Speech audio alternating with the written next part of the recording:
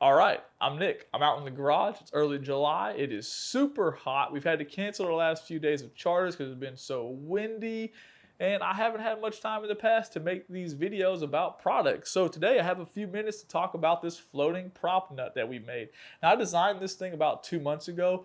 I shipped out a few to people who use their kayaks very frequently so they could test it and see if we would run into any issues. I actually ended up putting it on the website for sale probably 6 to 8 weeks ago, and we sold a ton of them, and no one's had any problems, and people have been loving it because it floats, right? A floating prop nut. One of the biggest concerns I see are guys who maybe they ran into a stump, or maybe they got fishing line wrapped in their propeller and had to remove that prop, and they were worried about dropping the nut or washer because, well, if you drop that nut, well, that kind of sucks, right? It's going to sink to the bottom through the hole. So why not make it float?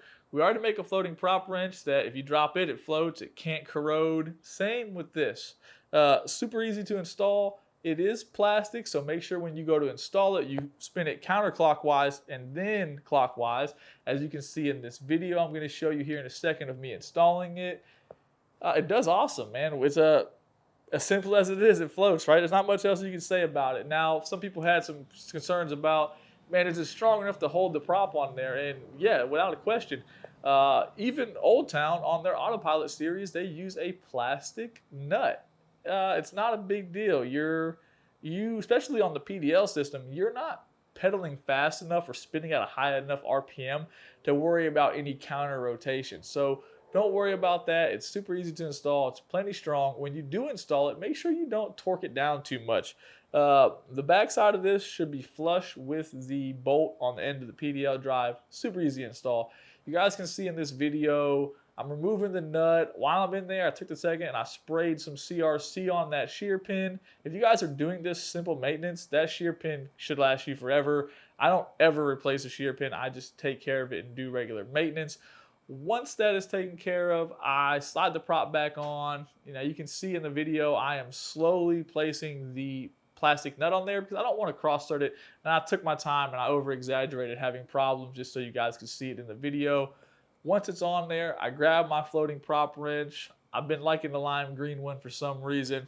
I tighten it down until it's snug. You can see me pulling on the prop back and forth. As long as there's no play in the prop, you are good to go. Don't overthink it. You won't have any problems.